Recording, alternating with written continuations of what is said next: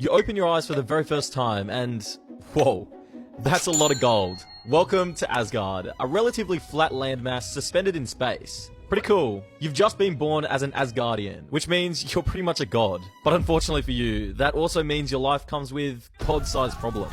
Problem number one is that Asgard doesn't really have hospitals or nurses. Instead, they rely on magic and healers. So you're born in your parents' chambers and with no nurses around. The only two people present at your birth are literally just your parents. They're tall and beautiful, with long flowing hair and blinding white smiles. And they're buff as hell too. From day one, you're treated less like a baby and more like a warrior in training. No one will ever ask you, what do you want to be when you grow up?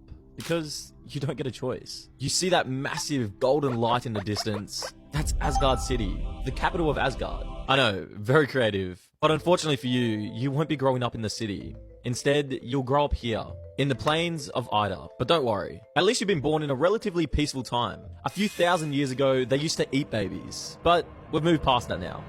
The first few years of your life aren't that much different from that of humans. Biologically speaking, that is. You may only be a couple years old, but your Asgardian blood gives you titanic strength. You're already as strong as an adult human, and you're barely old enough to speak. At first glance, Asgardian childhood looks normal. You play, you run around, you fall over. But there's a catch. Everything in Asgard is 3 times denser than it is on Earth. Even though the gravity here is almost identical to Earth's, everything is much heavier. Whether it's a wooden chair or an actual person, your skin, muscle, and bone tissues are far more durable than humans, which helps give you your superhuman strength and weight. And unfortunately for your mother, it means that when she brought you into this world a few years ago, it was basically like giving birth to a bowling ball. By the time you're 4 years old, your parents already expect you to act like a warrior in training. Forget finger painting and playing with toys. Your toys are wooden swords, metal shields, and practice dummies that weigh more than most humans. Remember, everything in Asgard is denser and heavier, so even your baby blocks could probably crush a car. You'll grow up hearing bedtime stories about war, how Odin slaughtered armies, how Thor crushed trolls, how Brunhild led the Valkyries into hell itself. They're not just stories, they're your history.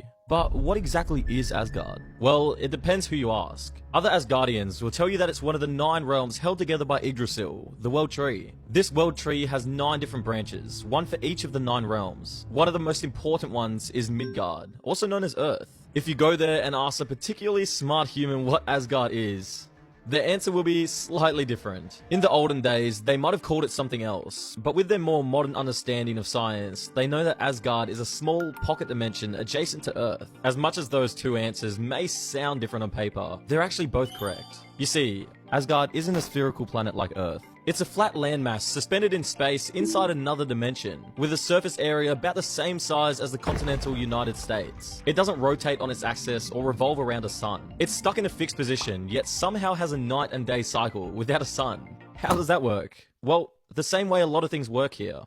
Magic. But because Asgard is basically flat, it also means that it's possible to just walk off the edge of the planet and fall into the void. The magical force keeping the seas and the atmosphere from escaping doesn't apply to anything else. So if you go off the edge, you're on your own. As you grow up, you hear all about the different races and cultures of the 9 realms. Asgard is the home of the Asgardians. Muspelheim is a realm of eternal fire, and home to the fire demons and their lord Surtur. Svartalfheim is home to the evil dark elves. Vanaheim is the home of your peaceful and friendly cousin race, the Vanir.